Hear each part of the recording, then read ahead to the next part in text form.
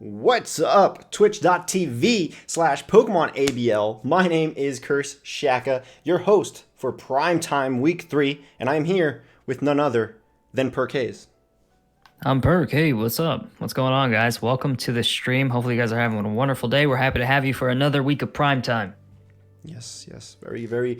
Very crazy stuff went down this week. I actually saw a match not too long ago. I forgot to tell you before we started the show, Perk. I actually watched the Vancouver Corviknights battle before we started, which I found really impressive. But before we get into that, today, guys, we'll be watching, narrating, and commentating live the match between the Boston Granbulls and the Phoenix Solrocks. Spoiler warning, these two teams still do not have a win. So we'll be talking about the setup of how we got here pretty much. We'll talk about last week's teams and who's been winning, who's been losing. Of course, you can check down below.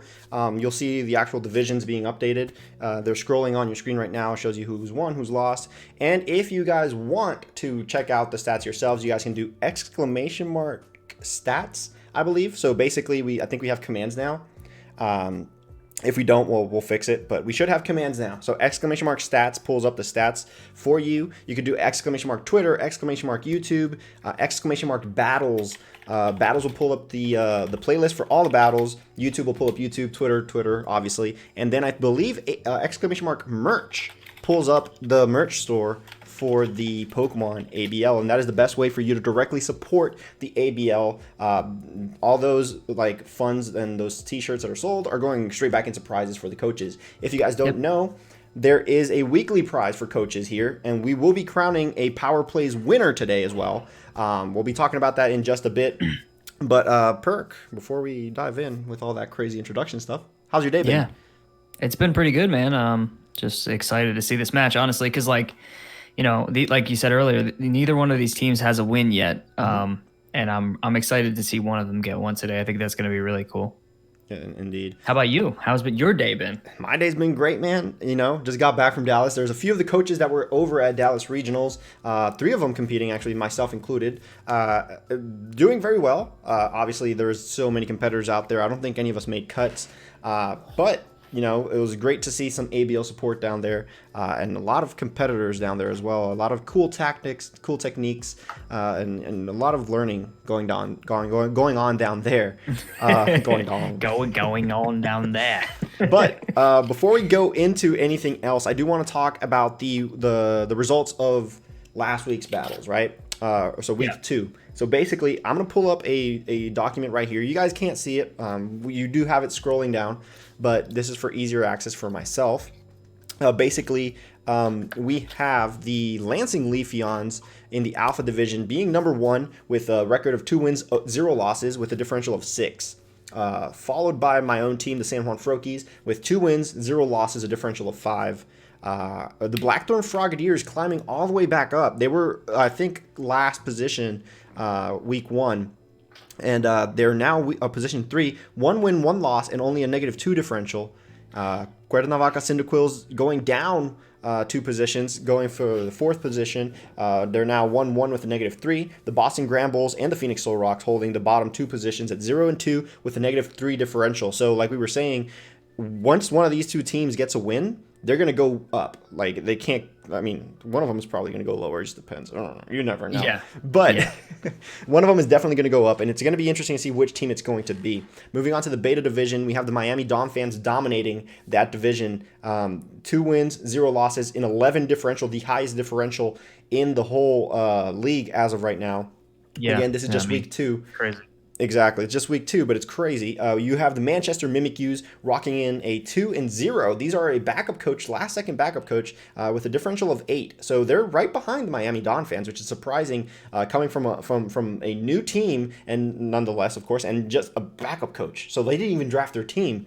So it's very interesting to see that. Followed at 3rd by the Houston Team Rockets. They're 2-0 with a 7 differential. And then we go to the 3 teams that are below in that division, which is the Copenhagen Canines, the Dashing Dittos, and the Little Rock Lucarios, rocking all of them in 0-2, and the differentials being -7, -9, and -10 respectively. Yeah. Then moving on to the last division, the Gamma division, we have the St. Hubert's Castaways at the first position with a 2-0 differential of 5. Corpus Christi Cubones coming in hot at number 2 at a 2-0 with a 4 differential. Your team, Trenton Trevenants, in third place in that division, rocking a 1-1 with a positive 2 differential. And then we have the Vancouver Corviknights actually dropping down from the first position to the 4th with a 1-1 and a 0 differential. And then the last 2 teams being the Slovenia Slowbros and Everton Napoleons, rocking 0-2s and then a -4 and -7 respectively. What do you think about all that? Where's your favorite team at? Well, I would say one of the interesting games this week was Kyle A's Miami Dolphins versus Infamous Infernapes. What is the team? I'm sorry, I'm drawing a blank. Little Rock Lucarios. So during that game, it was interesting because there was a moment there where you could definitely see the Lucarios had a play. Mm-hmm. They definitely had a play, and this is a crucial play that they needed to make. And unfortunately, they got double flinched off a rock slide and did not pull off that play. And after that happened, pretty much got swept. And even Kyle, the coach of the Dawn fans, commented on the video and just said, yeah, it really sucks. Like, you clearly had a game plan, and like that was his win like that turn needed to happen, and it just didn't. And unfortunately, because of that, he ends up getting, I think he got 6-0'd, if I'm not mistaken. Well, we have him up on screen right now, the battle where we can see that Raichu Rhyperior lead, and we're diving right into these battles, by the way. That Raichu Rhyperior lead just being so dangerous. I don't remember if the Rhyperior had Lightning Rod, which I don't think it. I mean, nonetheless, I mean, you have a Raichu there. I wouldn't necessarily rock the Lightning Rod myself, but that's one of the possible abilities that the Rhyperior can have. It could also have Reckless. I think Rockhead is the other one, or I might be misremembering one of the two. But nonetheless, that Raichu being there with those flinches, you usually see Rhyperior in doubles rocking a weakness policy just because it's so bulky. Getting that attack boost, and then if it has Swords Dance like we saw earlier, it could be some massive damage. Having Rock Slide to stab Rock Slide and getting 2 flinches like you said earlier as well, that's massive, and that is exactly what happens in this battle. Making the Little Rock Lucarios having a hard time after that to try to get any sort of positioning. Yeah, absolutely. Because I mean, like, they definitely had a viable strategy, and I think like it really could have worked. Yep. But I mean, that's just Pokemon. At the end of the day, it's like sometimes it just does come down to RNG. This is true. And, it is a shame, but it'll be very interesting to see how the Little Rock Lucarios try to bounce back from this because, like we said earlier, they're 0-2. They're at the bottom of their division, but, in 2 weeks, we're going to have a shuffle. So they're going to be matched up with people that are more or less in the same situation as they are. They might have drafted a bad team, might have been handed off a team that they're not accustomed to using. So it's going to be very interesting once the shuffle comes around and see what happens there. I definitely foresee them getting a win at some point. I think this week was a little unfortunate. And the previous week, I mean, they're just stepping in with little to no notice that they were going to be taking over the team. So I think, they may be 2-0 now, but I expect that to change very soon. So we'll see. Exactly. I believe the same thing. And let's move on over. I'll go to my battle real quick, and we'll talk about this one. I actually went up against the Cuernavaca Cyndaquils from the coach Soy Salamonster.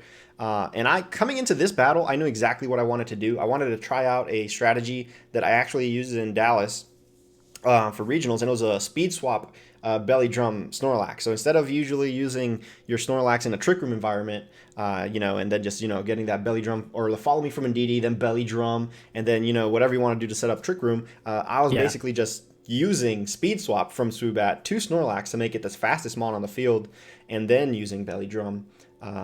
Unfortunately for me, Soy didn't bring the Trick Room on any of his mons. He was a really good Trick Room user, and I think he was banking on me using Trick Room since I have a Snorlax, and me not bringing the Trick Room and bringing the Speed Swap was actually highly beneficial, and I think the biggest reason why I won this battle. Getting that Belly Drum on Snorlax and then Gigantamaxing and Gmax replenishing, it would have been a complete swipe if it weren't for, I believe, I think it was a Life Orb crit from a Pangoro. So it was definitely a fun match nonetheless. And, we're seeing more and more of this as we go into week 2. We're seeing a lot of, not so conventional, just straight up battles. I mean, if you look at the Corviknights, for example, their match, came in ready to go, and then Trick Room hit, and then it was just downhill from there. You know, they weren't ready for the Trick Room. It's kind of hard to know because sometimes you go in against a team expecting Trick Room, and then they don't run it. And I mean, you can really only prep one way or the other, and if you don't get it right, it definitely sucks. Yeah, this is true, and right here, you can see I've already knocked out one of their Pokemon, and having that Gigantamax Snorlax, which is now slower than the Jolteon but faster than everything else on the field, is very dangerous. With Jolteon not necessarily being able to take out the Snorlax. So no, definitely not. Situations like this, it's really hard to get positioning after everything's been turned around like that, even on a 6v6 double battle. So it's definitely interesting to see how the Cuernavaca Cyndaquils get back from this. I know for a fact that they're going to try to get a W this week for week 3. But let's move on to your battle before we go ahead and talk about the play of the power play for this week. Okay, yeah. So you took on the Everton Empoleons, coached by Lantern Joe. Tell me how that experience went. So it was fun. It's one of those things where, like, going in, like, I felt like I had options for most of his team. Yep. Although, like, some of the major threats, at least for my team, were, as you can see on the field right now, the Noivern was definitely one of those things that I was like, this thing has to go down immediately. The other thing being Reuniclus. Yep. So I definitely, when practicing, was trying to figure out, the best options for taking out those mons. And so on turn 1, basically what I did was I was going to lead with my Gigantamax Gengar because I knew that it pretty much one-shot everything on his team. So I was like, well, I can go in and get kills right off the bat. Yeah. And if he leads with his Gigantamax, then I can kill that right away. So I go straight into the Noivern. I kind of wish I had doubled up into it for that Focus Sash, but I did think it was going to be Specs or, some kind of choice. Yeah. It ended up being Focus Sash, so he ends up being able to bring it out later, which was almost an issue. Yeah. But yeah, I think like Gengar just really dominated, and at one point you'll see I use Max Ooze on the Umbreon, which isn't, it's not super effective or anything, but it gives me a special attack boost when I have Gengar and Inteleon on the field. And then when he brings in that Reuniclus and he Gigantamaxes, I'm able to double into that slot, Shadow Ball from both Inteleon and Gengar, and take it down in one turn before it's able to actually do anything. Which is a brilliant play, to be honest, because that definitely slows down any momentum they have. That being their, I believe that's their Dynamax Pokemon, right? Their Dynamax Captain. Yeah, and it's really beefy, and he was running a really scary set on it, so I'm glad that that thing didn't get off the ground a whole lot, because that would have been trouble. But those are the things that I prep for going into the match. Just I need to get rid of Reuniclus, I need to get rid of Noivern, and I felt like as far as everything else goes, I was pretty well equipped to just kind of handle that. But those were definitely the key targets. No, definitely. And then I want to talk about some other matches. Obviously, the Houston Team Rockets getting the win against the Dashing Dittos. That's Teichichu's team. Yes. Teichichu showing off that she's actually getting some knowledge and learning something in this meta and this format. Actually putting up a fair fight against the Houston Team Rockets. We're not showcasing that match right now because we were a little bit short on time. We got a little bit under 15 minutes before the Boston Granbulls versus Phoenix Solrocks battle takes place. But just definitely wanted to mention that battle there. We are already seeing our coaches gain some knowledge and gain some good information about the rest of their coaches. And as you and I know, Perk, usually these leagues start off with a bumpy start. Like, you got to get used to your coaches. Sure. You got to see everybody's play style. You get to see the videos. And now, like, after week 2 and definitely after the first shuffle, I feel like we're going to be seeing a completely different type of league as everybody starts to progress and starts to learn how everybody else plays. Yeah, it's going to be really exciting because the same thing happened last season where you had some people who stumbled out the gate, but then, like, I feel like this is the kind of league where you really do learn a lot. And, some of these coaches, especially if you look at, like, Taichichu playing against Kyle, who's obviously very, very experienced in competitive Pokemon, just her having the opportunity to play somebody like that, you can take a lot away from that. And then going into week 2 to play Randy, and, I mean, these are two people who have top tier teams, probably definitely in the top 5 best teams in the league, I would say. Yep. Even from the teams that they have, and then they're also probably in the top 5 of best players in the league. Yeah. So to play those two back to back is definitely tough as a newcomer, but like the knowledge that you get from playing them, I think is definitely beneficial. And I think, you know, if she gets shuffled down to a lower division, you know, 2 weeks from now, I think that, you know, those people are going to be in big trouble because she was definitely, you know, swinging in the big leagues there. So yeah, for sure. She's definitely going to make short work of anybody down there. We'll see what happens. Definitely, 100%. Now, let's move on to this week's Power Play winner. We're going to go ahead and just name them right off the bat. It's going to go to the Manchester Mimikyu. We're going to go dive into this battle right now. And do you have anything you want to open up with talking about this battle going into it, Perk? Yeah, I think just going into it, like Solrocks, he starts off on a good foot. Mm-hmm. He sets up the trick room, and you know, it seemed like, you know, the game was sort of just going in his favor the way he wanted it to go. He was able to get the trick room off. Yeah. But then it sort of just kind of falls apart, and you know, there's a couple crucial flinches there that definitely hurt him for sure. Yeah. I think one of the mistakes probably was leaving that Stonejourner up for so long, because I think it's out on the field for like more than half the match. And I mean, Stonejourner's not exactly you know, an offensive threat, but I mean, it paired with something that hits hard, I mean, he's going to boost their damage. You know, he's setting up rocks, he's setting up he's just doing protect, just wasting turns, essentially just letting him sit there and just do a lot of damage. Yeah, no, I have to agree. Stonejourner, while it's not necessarily like scary because you say, oh, well, I can take care of Stonejourner later because, you know, its special defense is trash. I can just hit it with bubble and knock it out. But the thing is, its ability is there. And that power spot ability is very, very dangerous when you pair it up with, like you said, anything that just hits hard. Right now, it's powering up the Gardevoir. You put in like a Lucario or anything else next to that Stonejourner, that's going to get that power boost from their attacks. Yeah. And Stonejourner has massive defense. So if you don't take care of Stonejourner, like, he can just body press you, and it's gonna hurt no matter what. Yeah. So Stonejourner definitely, like, as much of it not being necessarily a threat, it is a very threatful support mon for sure.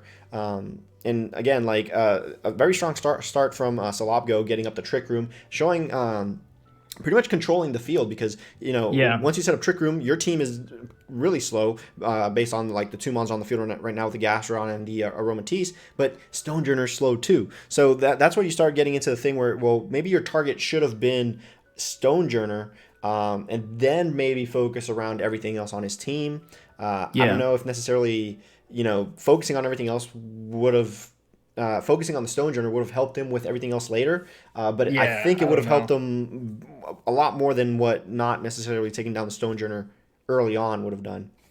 Yeah, no, I'd have to agree. And I mean, especially like, you know, you'll see later in the match when he brings that Hydreigon in, I mean, that thing is just, it hits so hard. And I mean, it just starts just bodying things. And I think at that point, I want to say around the time Hydreigon comes out, Trick Room runs out, I believe. Yeah, and that's perfect timing. Correct. I'll actually pull it right here. And we can talk about that because we have the Hydreigon on the field right now, faced off against the Gastrodon and Gothita. And Peekaboo just goes out and Dynamaxes the Hydreigon. So right now, there's not much you can do. Peekaboo pumping himself up in the video. You know, Hydreigon is a threat, and, you know, Dynamaxed even more so. So being paired on top of that with Stonejourner right next to him, like that's what we were trying to say earlier. Stonejourner had to go earlier. And that definitely probably caused some troubles on Solrocks' side. Yeah, absolutely. I mean, that thing is just super, super powerful. And I know right here, he was really hoping not to lose that Gothorita, you know, and I believe, if I'm not mistaken, he was going to go for Trick Room again. Mm-hmm. And, you know, that thing just getting killed there kind of set the pace for the match to pretty much be over at that point. No, for sure. And like we keep saying, when we're playing doubles, things you have to look out for are mons that can support next to another mon like the Stonejourner and mons with Rock Slide, because you do not want to get flinched. Well, you just saw he just got flinched again, so and that's not the first time it happened. So if you can rock like abilities like Oblivious, you know, that you just can't get flinched, or intimidate. Intimidate's another thing, but abilities that you can't interfocused, you can't get flinched. Rock abilities that prevent you from getting flinched. Make sure you take out Pokemon that can flinch you out. These are things that you might have to take into consideration. And it's week 2. It's still okay, or at least this battle was in week 2, and it's still okay to make these prioritization mistakes. But come week 3, week 4, after the shuffle in week 5 and 6, not prioritizing your targets properly is going to cost you heavily. And we pretty much see so already in week 2. Hopefully we don't see it again now with this battle coming up for week 3. Yeah. So with that being said, though, and the Manchester Mimikyu's getting the power play win. So we'll contact you later, Peekaboo. We'll contact you about the power play's victory. But with that being said, what do you expect to see between the Boston Granbulls and Phoenix Solrocks? Mind you, people, we're around 9 minutes away from the battle starting. We'll be narrating it live. You guys can watch the battle live here. You can also watch it live on Team Snag'em Wes's channel. You'll be getting his perspective. Here you'll be hearing me and Perk talk about what's going on and pretty much commentating over it. But what do you expect to see in this battle? Well, I think the Boston Granbulls really have they have a good team. I think the Phoenix Solrocks have a great team as well. But the Boston Granbulls have come so close to winning their last few matches and playing very well. So I think they have a slight advantage, but I would say not by much because, in the first game when you guys played each other, week 1 of Primetime, the Phoenix Solrocks, they played really well. I mean, it came down to, what was the differential? Maybe 2? 1-1. We did 1-1. 1-1, yeah, exactly. I mean, 1-0, basically. Close game. Week 2, not as much, but still definitely showed some potential with some of the strategies that he was implementing. So I think, honestly, this is probably going to be like one of the most evenly matched games that I think we're going to see. No, I have to agree with that. And, coming into this battle, the Phoenix Solrocks having Mons like Colossal, and having Komo, they have Komo, and then taking on Mons on the Boston Granbulls team like Dragapult and Cinderace. It's going to be very interesting to see how that dynamic works. It's going to be very interesting to see what the Boston Granbulls bring in for this battle. We don't know what these teams are bringing, but like I want to say, for example, you take in the Boston Granbulls, come in very strong opening, and bring in that Dragapult. That's the fastest Mon that's going to be on the field. Wes's team isn't necessarily too fast, so it's going to be interesting to see how they tackle that. It might be interesting to see if the Phoenix Solrocks. I don't know if they have a trick room user. Do they? They have Polteagus. No, Polteagus doesn't get trick room, does it? I don't believe so. I can pull it up. I'll double check. You can double check, yeah. But if they can manage to get like a trick room up, Boston Granbulls have a lot of fast Mons. I believe the Boston Granbulls have Bronzong as well. Bronzong can counter the trick room. They can use Gyro Ball. They can ally switch. So it's going to be very interesting to see what dynamics these two teams come with, and we probably won't know until we see the team's startup screen, pretty much. Yeah, I think it'll be interesting to see, the Battle of the Dragons here, because, Como is a beast, but Dragapult is insanely fast. Exactly.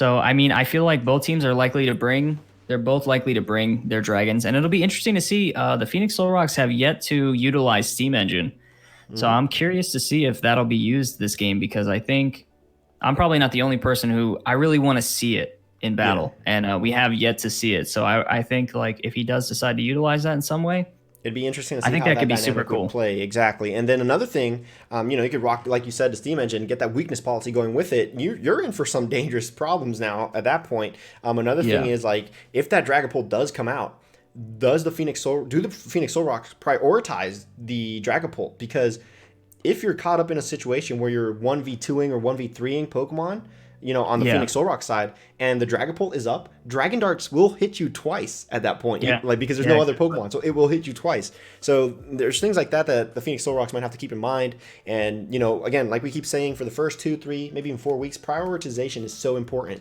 So, I don't know, man. It's going to be a close one. Yeah, I think, if I'm not mistaken, I'm double-checking right now, but I believe Behem learns Trick Room? I believe so. I think. I could be mistaken. I'm going to double check real quick. I'm not. Let's be honest. Behem is one of those Mons that most people forget even exists. But, breaking down the Boston Granbulls team, right, and going a little bit more in depth with it. Their Dynamax captain is Lapras. They can Gigantamax Lapras. And that thing is scary. Resonance is a problem. It's like you set up that Gmax Resonance, like now everything does less damage. Like you suck. Pretty much. You can't hit And we've seen him. Sorry, I don't mean to cut you off. No, you're good. Yeah, we've seen him use it. Yeah, I was gonna say we've seen him use it to, pretty good effect as well. So I mean, I think it's gonna be interesting to see that in Colossal, and also BM does learn Trick Room. Yeah. Just in case anybody was wondering. Yeah, and the Togedemaru in the Boston Granbulls team being their kill leader. So again, it's a Pokemon that you look at, you don't necessarily, pay too much attention to it, but their kill leader is the Togedemaru at 2-1. So it's gonna be very interesting to see the Mons that come into this. Their Bronzong is 2-2. They haven't brought the Cinderace into battle yet, so today might be the day. But the problem is, if Wes predicts that Cinderace going for a fire move, he can get the steam engine rolling if he switches in his Colossal into a fire move from the Cinderace.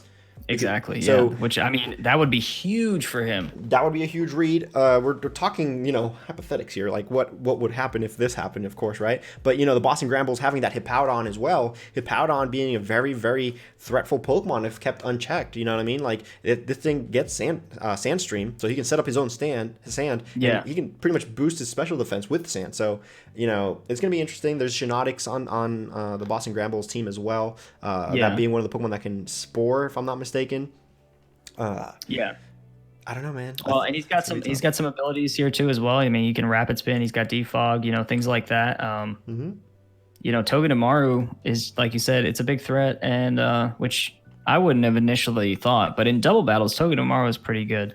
And it's the ability for it to have Wish as well is just really solid, and you got things like Hitmonchan, which can always be a threat because, I mean, it can bring so many different things. You've got all the elemental punches and things like that. So Hitmonchan, I believe, getting Wide Guard. So, like, even if you did want to run the Colossal and, do the Steam Engine Rock Slide fiasco, I mean, you have Wide Guard. So that's one of the moves that we haven't seen much play of yet. But, you pull that Wide Guard up, and now you're protected from both sides getting attacked. So it's going to be very interesting to see. I think Beware comes in from the Phoenix Solrocks. I think they're about to connect pretty soon, so we'll start getting our final thoughts in here. I think Beware, Colossal, Drapion being very threatful Pokemon that the Phoenix Solrocks might want to bring. And in contrast to that, I think the Dragapult, the Togedemaru, and the Lapras Shiinotic from the Boston Granbulls are going to be very, very good mons to bring as well. Yeah, I would expect too potential for maybe for Double to make an appearance in this battle. I don't know. Okay. I would like to see it. I think Fluffy Double would be pretty solid. I mean, that's just me. Yep. Maybe I didn't prep for this team, so maybe that's not the best go, but probably I'd love to see it. All right, so who do you think takes the battle? They're still. We'll switch over as soon as they connect, everybody. So don't worry about it. As soon as they connect, we'll be popping them up on screen. But who do you think takes the win ultimately? So originally, I would have said the Boston Granbulls, but okay. I'm kind of leaning towards the Phoenix Solrocks now. Okay. Just barely. I think it's going to come down to the wire. Yeah, I think I'm going to have to give it to the Boston Granbulls. I feel like mainly because their battles have been closer for the past 2 weeks. I'm basically purely off of that, not based off of the Pokemon or anything, just based on how they've been playing for the past 2 weeks. I think the Boston Granbulls have for both weeks brought teams that they feel comfortable playing with. They've just been outmatched. Is the way I see it. The Phoenix Solrocks, although bringing decent teams, I just don't feel like they've caught their groove yet on what they want to do with the mons that they've drafted. You're definitely right. I think there's a disconnect happening with that team. I think they're kind of they need to figure out put some transactions up. I'm saying put some transactions up. I'll hit you up. I'm looking for some people to want to trade. I don't want anything from free agency. But with that being said, I think. I'm going to give it to the Boston Granbulls based off of that, but it should be a good battle nonetheless. There will be a team with a win after this, so that's the good thing here. I'm going to go ahead, and if you don't have anything else, I'm going to start loading up their screen. Yeah, let's get it. All right, let's go ahead and try to transition over real quick, and hopefully we can get this rolling here. There we go. Everybody should be seeing Wes on screen right now. That's the coach of your Phoenix Solrocks. Showing off his beautiful black and red Joy-Cons there. I believe so, man. I have no idea. So they're searching for each other, hopefully. So hopefully they get a hold of each other quick, and we're not stuck here narrating and commentating over. Well, as you can see, it looks like Team Snag and West has decided to stand in front of the Flowers. Interesting play, Curse. I really didn't expect this to happen pre-battle, but you know what? It's a great backdrop, and honestly, you just love to see it. Indeed, man. Indeed. That's what I'm saying, right? But no, they are searching, so hopefully they get a hold of each other relatively quick. But like we were saying, man, two teams, 0-2, definitely, and same differential. They're -3 both. So whoever wins here will go positive, right? You couldn't have -2 is a possibility, but yeah, they would go like if it's one, the worst they could do is -2. Yeah. Yeah. But yeah, it's interesting. I think you can see. I think Wes, he's getting ready here. Definitely looks a little nervous because I think right now he knows he needs this win.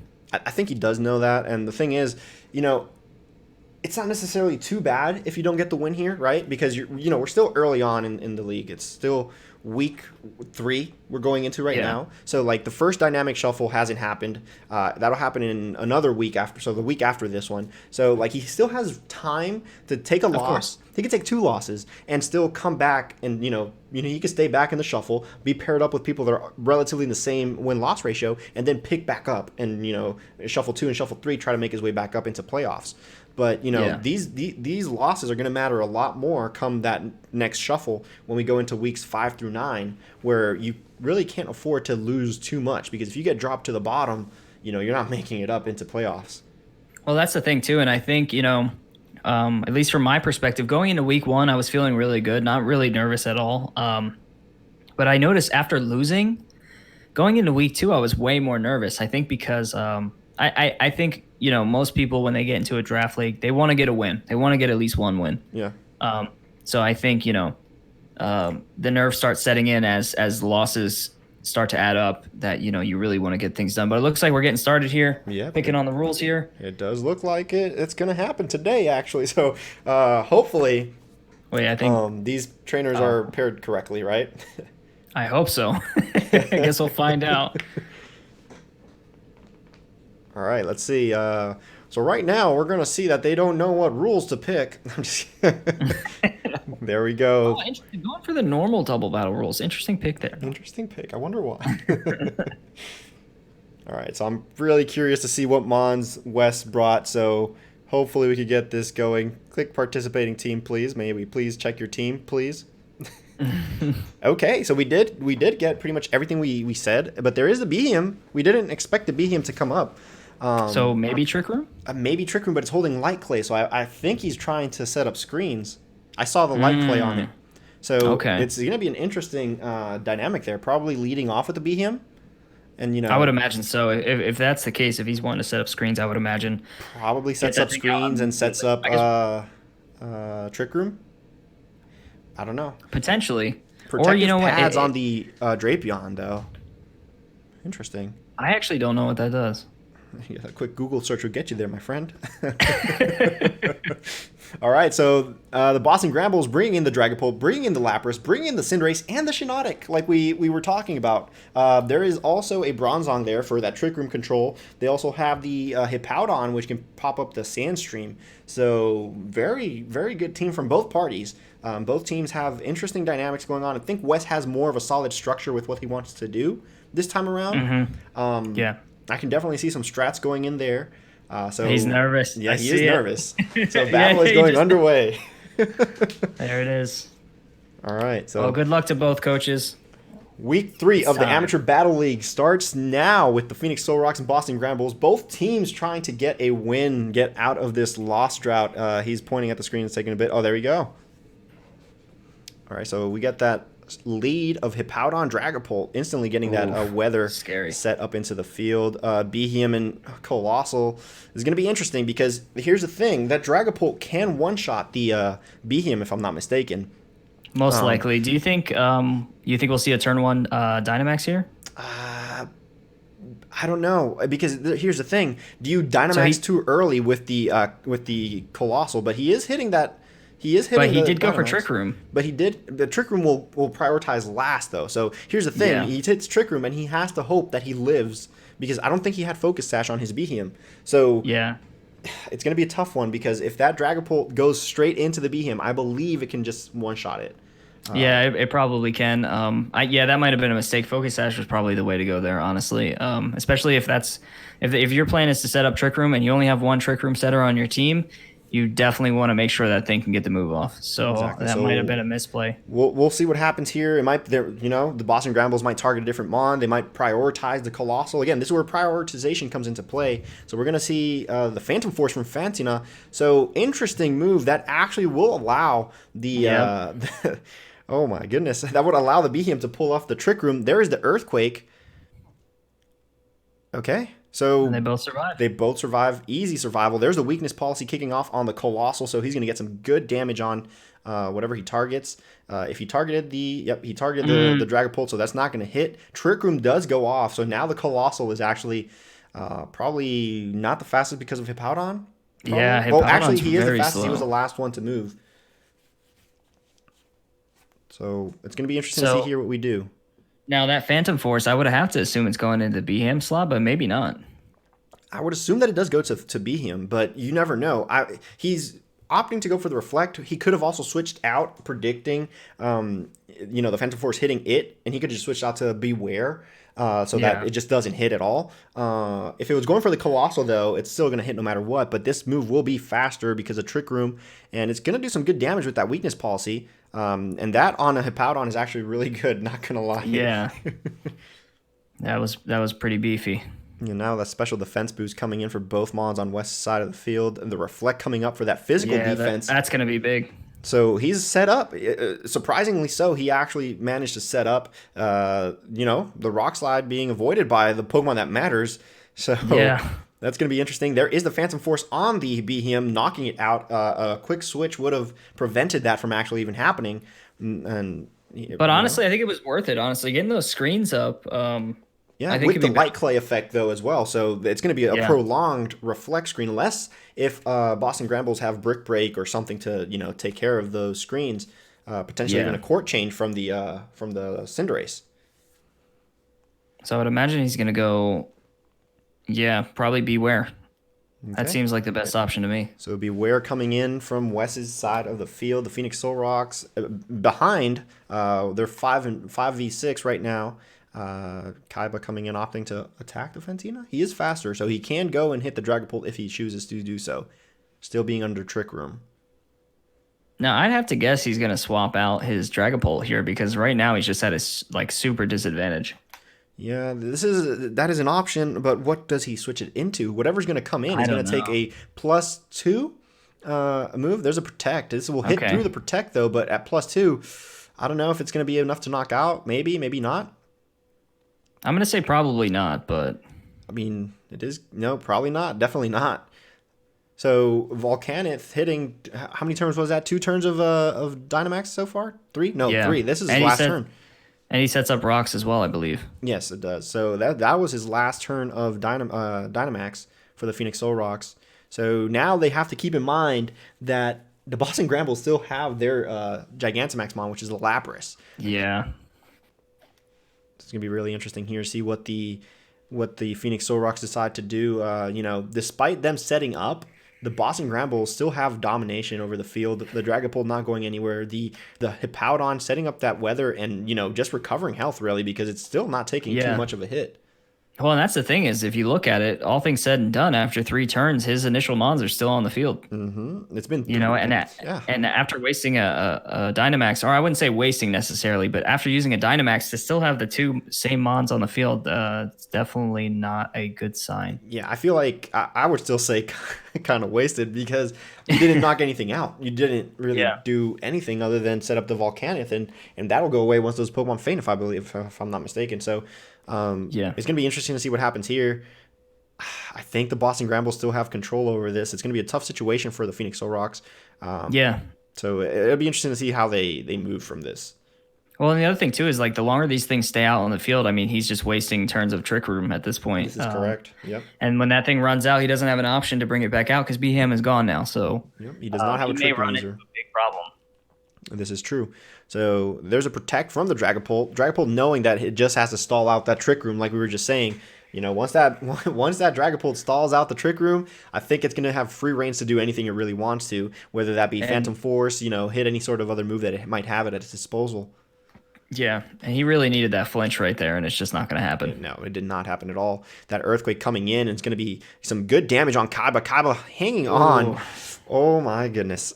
So it'd be Just barely. it would be a shame if, you know, you lose your your Gigantamax, and on top of that, you lose your weakness policy, because what are you going to do after that? You know what I mean? You just completely lost that Mon and the weakness policy boost that you had for it. I believe we might have one more turn of Trick Room, potentially. Let's see. We'll see right here when the turn ends, all these Pokemon getting their recovery from all these leftovers, and then the damage from the volcanic. More damage. Oh, so Fancy, wow. Is that 1 HP in a dream? Oh man, that's unfortunate. So there still is Trick Room. Fantina did protect last turn, correct? So like it will still go down this turn. I was gonna say, I was thinking, yeah, it can't protect, so it's gonna attack. But with Trick Room still up, I mean, well, the thing is, the sand is still up, so it won't matter towards the end of the turn. It'll still faint. You know, protect. You know, Phantom Force. Its Trick Room's still active, so I think the Boston Granbulls are about to lose them on, unless if they value it enough to, and they don't. So Fantina's going to go down. Colossal's going to be getting that KO on Fantina. Mother surviving with just a bit of HP. yeah, This is going to be very interesting here. Another Earthquake from the Hippowdon comes in, takes out the Colossal. That is going to be game for that Colossal. Gaining only 1 KO after three turns of Dynamax, Trick Room, and a weakness policy. and all the buffs he got from getting off those two G-Max moves. So there goes the I think that was Superpower from the Beware onto the Hippowdon. So now it's an even 2-2 game. Yeah, and like we said, we thought this match was going to be really close. And I mean, said and done. I mean, pretty much everything that came in initially is gone now. So I mean, it's about as even as we thought, coming in. Indeed. And Trick Room just ended right there. Yep, there's no more Trick Room, so that means that the Boston Granbulls can position themselves again, as they did turn 1 with that great lead, considering the Pokemon that Wes brought up. So Wes opting to bring in the Drapion for this turn. It'll be interesting to see what the Boston Granbulls bring in. They have 2 Mons that they could bring in. So here we go with their Cinderace, which is a very good brain. Yeah. I believe the Reflect should still be up because of the clay, right?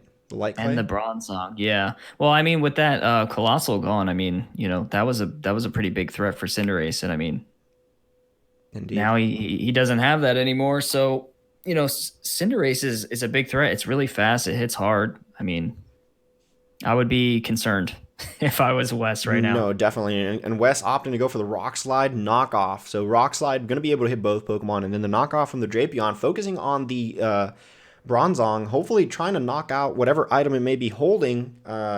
Potential there for probably, I don't know, leftovers, light clay, most likely screens. I could see it being leftovers for sure. And yeah, I didn't see any balloon tech, so it's not air balloon. It's not a heat proof. Bronzong. That's unfortunate. That is very unfortunate. Oh, and big damage on the damage. Bronzong. There goes the Rocky Helmet from the Bronzong. And the Rock Slide. Oh, Bronzong avoids that Rock Slide, but Cinderace is going to be getting some damage here. And Cinderace taking some bulk. Look at yeah. That's kind of surprising. That was actually really surprising. I believe it was because of the Superpower. Yeah, definitely. Yeah. But Bronzong coming with that body press onto the Beware. Beware taking it like a champ. It's going to be a very interesting match. Like we said, this is going to be a really close match, and it is coming down to the wire pretty much. Now, how long does that the Rock's Throne effect last? 4 turns, if I'm not mistaken. 4 or 5 turns. Because it's actually doing some pretty substantial work. Yes, it's going to be very interesting to see how the Boston Granbulls take that into consideration as they proceed, because they might have thought it just stuck around with the Mons that were on the field at the time. Yeah. But they're still taking that damage, and it's piling up really quick. Now, I'm expecting potentially to see a Protect from Liberty here from the from the Bronzong, potentially. I think that's the play to go with. Yeah, I mean, really unfortunate that he missed that pyro ball because that would have been huge. It definitely would have been huge. And the thing is, that doesn't have that low of an accuracy. So it'd Yeah, be very yeah. interesting. That does not, the Zen Headbutt does not get the KO on Taya. Toxic Spikes coming in from Drapion, learning a little bit from the Pincurchin setting up Toxic Spikes from week one. There's a Trick He Room got the from the flinch. Bronzong. Okay, so tables have turned now. I don't know if that was the best play though. I don't know. Uh, Unless the Cinderace is clearly going to be the fastest Mon, so now it is the slowest Yeah. Mon under Trick Room. So it'd be interesting to see if he switches out the Cinderace, or he had planned to switch out the Cinderace, didn't take into consideration the potential Trick Room. So it'll be very interesting to see what I happens mean, this turn. I'd like to see, him be like, it just turns out he's baiting him into attacking the Cinderace and he's got Protect on that thing and he's just gonna, bop stuff with Bronzong. Maybe. That's possible. Because I mean, it seems like the obvious play will hit Cinderace. It's gonna be slow and I you can mean, take it right out. now, Liberty should be the slowest Mon, so I can see a body press going into the Beware, and then Yeah. Cinderace trying to hit that Drapion again. Yeah, potentially. So there's Okay, the so we body do see the press. body press. And it does go into the Beware, knocks it out. And then what you have left is just the Drapion trying to take out the Cinderace, which I think Cinderace should be able to take a hit from it. But it's actually going Oh, to the Bronzong, so that was actually better targeting. yeah. Bronzong being the fastest Mon on the field. Now you take away the potential Trick Room setup again later down the line. Cinderace revealing it has Super Fang, knocking its opponent's HP Interesting. straight to half, which is actually an interesting strategy. West left with 3 Mons, that being the Drapion, the Komodo, and then the Poltegeist. He's actually saving the Poltegeist, as opposed to like the last few weeks where he just sends out the Poltegeist. Poltegeist, of course, rocking the Focus Sash, so it might be a Shell Smash set. Yeah. Yeah, I would imagine so. But Okay, so now we do see the Lapras. we do see the Lapras, which I can totally see Lapras going in for a G-Max right off the bat, but that Toxic Spikes coming in, getting the poison on the Lapras. Yeah, I think we're definitely gonna see G-Max, what is it, Resonance or Yes, something like that? G-Max Resonance. Straight on Como's face. It's definitely gonna happen. I feel like that's the play. There's no other options. Make it happen, Granbulls. Make it happen. And like we said, these teams are tied up again. They're 3-3. It's going to come down to the wire. Whichever team gets a win here, it'll be a very close win. And we will probably see that G-Max from the Lapras. It's going to be very interesting to see who it targets. It might want to target the Como first. But again, there is Trick Room active, so that Como is going to be moving last. Just as the Cinderace. Those two will be like the 2 slowest Mons right now. Yeah. Okay, so we see the G-Max, which was, predictable. We knew that was coming. And then, I would assume we will see the Resonance on the Como, which is definitely going to one-shot. Unless Como was not running Focus Sash, is it? It is not. The Poltegeist was running Focus Sash, but Como taking the Resonance, and it's just living He on lives. 47. Wow. Huh. Who would have thunk it? Who would have thought it? I definitely surprised to see it live that. I don't know what the investments are on both sides, but Okay, so he just knocked off a weakness policy. That was a great play from Wow. the Phoenix Solrocks. So avoiding the super effective hit, knocking off that weakness policy so that Lapras no longer gets that boost. Pyro Ball he coming in lands from it the this time. Cinderace, landing it, going into the Drapion slot, and picking up the KO on the Drapion. Boston Granbulls have the lead right now. big battle happening, boys. Get your popcorn, get your peanuts, get it all. Sit down, watch the match. It's getting crazy. All right, so the Phoenix Solrocks are actually being pushed to a corner right now. If the Boston Granbulls double down on the Poltegeist, they will prevent it from being able to set up effectively and do anything. Now, here's the thing. Trick Room is still active, so I don't think West wants to set up Shell Smash right now. No, definitely not. Definitely not. Because of Trick Room. And then Yeah. Cinderace is just such a threat. So we'll see what happens right here. There's a Protect from the Como. Very smart. Very smart. There's a Mind Storm coming in from the Lapras, going into the Como slot, and that will be enough to knock it through. Is this going to be the beginning of the end for the This Phoenix this Solrocks? could potentially be it. It depends because I don't know. Let's just see. Let's see. I really don't know. Okay, so he gets the Giga Drain off. It's Giga Drain not does doing much. not too much. The Resonance should still be up on the field as well. Zen Headbutt coming in from the Cinderace onto the Poltegeist, knocking it And way hangs too far on. below. Weak Armor is going to activate, which should increase this thing's speed. I think Trick Room is active one more turn, if I'm not mistaken. It might end this turn. Very beneficial if it ends this turn, though. Yeah, and it doesn't. It does not. That's So unfortunate that might because be the end. having him, if it had ended that turn and then to get off the Giga Drain, that might have been huge for It him. might have been enough to get him back into HP range to survive a hit from the Cinderace. We're going to see a Max Geyser come in from the Lapras, and that should just be more than enough to finish it. And that's Yep, going to be game. there it is. Boston Granbulls get the victory for Week 3 of the Pokemon ABL. Heartbreaking defeat for the Phoenix Solrocks, but they did play very well this week. Yeah, definitely. Very, Definitely very, their very best good week game. so far, I would say, as far as like their game plan. They look really solid, and I mean they're just gonna have to continue chasing that W. I think he's definitely gonna get it. It's just a matter of time. No, for sure, for sure. It was definitely a very interesting match. I think that lead from the Boston Granbulls was very strong. I believe that was a very, very, very strong lead from them. And I also believe that, the Phoenix Solrocks could come in stronger next week, probably. Yeah, for sure. And I think too, like you said, that lead was great. And I mean, and just having the I guess the mindset to be like, you know what, I'm not gonna switch out. I'm gonna play this out and I'm gonna work this duo that I have to my advantage. And just seeing him, just stick with it and just stay in and be able to really just waste the Solrocks Gigantamaxmon, Yeah. I think really saved them in the end. Yeah, no, definitely. That, like we said, that the misuse. It was. I think the biggest problem in this match for the Phoenix Solrocks was the loss of that Gigantamax Pokemon so early on, and it taking so much to get one KO. It was 3 turns of Gigantamax, a weakness policy, and the Volcanith. It took all that to take out the Dragapult, which was a big threat. But Yeah. I think the trade-off was just not there. It was not worth the sacrifice of your Gigantamaxmon and your weakness policy, because I think would have the Colossal. I was going to say Volcanion. The Colossal been matched up against the Lapras, I think we would have seen a different match. Yeah, it for would have been sure. a very interesting match to see how that would have rocked out. There was a Trick Room set up as well. So it was definitely a fun match. I don't know. What do you think will happen for the Phoenix Solrocks for the rest of the season? I think they'll get a win before the shuffle happens. They've got one more chance to do it. Yeah. I'm not entirely sure who they play next. Do you happen to know offhand? I do not remember. No, I don't recall. Let's see. It may not be showing just yet. I could probably check it out real quick. Oh, here we go. Okay, so week 4, they actually play the Lansing Leafeons, which is the best team in their division. Yeah, they're top as of team right now. Yeah. So I would say, there's no way I can bet against a winning horse. I mean, Lansing Leafeons have shown to be very dominant in their division, have high level of skill with their team.